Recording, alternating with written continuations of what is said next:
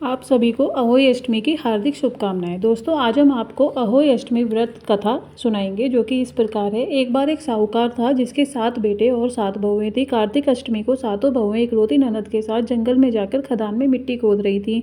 वहां श्याऊ की मांद थी। मिट्टी खोदते समय ननद के हाथ से श्याऊ का बच्चा मर जाता है। इससे श्याऊ माता नाराज हो गई और बोली, मैं तेरी कोख बांधूंगी।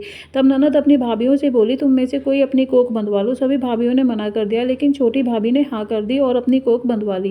अब छोटी भाभी को जो भी बच्चा होता वो 7 दिन में मर जाता। तब एक पंडित जी ने बताया, तुम सुरही गाय, जो कि श्याऊ माता की सहेली है, उसकी सेवा करो। अब वह रोज सुबह उठकर सुरही गाय की सेवा करने लगी। इससे गाय माता बहुत खुश हुई और उससे कहा, बोल क्या चाहिए तुझे। तब वह बोली, श्याऊ माता आपकी सहेली हैं, उनसे मेरी कोख खुलवा दो। अब गौ माता साहूकार की बहू को श्याऊ माता के पास लेकर चल दी। रास्ते में वे दोनों थक गई थी और एक पेड़ के नीचे जाकर बैठ गई थी। थोड़ी देर में एक सांप आया और उस पेड़ पर बैठे गरुड़ के बच्चे को डसने लगा।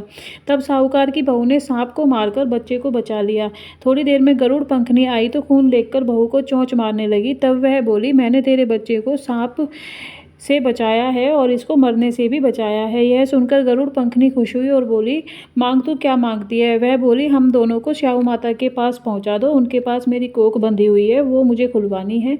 तो गरुड़ पंखनी ने उनको श्याऊ माता के पास पहुंचा दिया। श्याऊ माता उन्हें देखकर बोली, आ बहन, बहुत दिनों में आई है, मेरे सिर में जुएं पड़ गई हैं, इन्हें निकाल दे।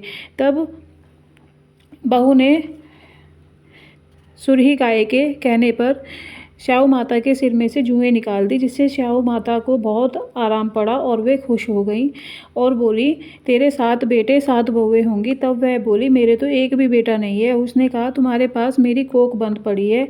यह सुनकर श्याऊ माता बोली, जा, तेरे घर पर तुझे 7 बेटे 7 बहुएं मिलेंगी। तू जाकर उजमन करना, 7 अहोई बनाना, उनकी पूजा करना। फिर ऐसा ही हुआ। माता जैसे उस बहू की गोद भरी, वैसे ही सबकी भरना।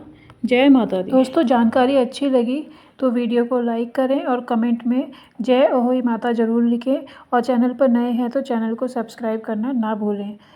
Thank you.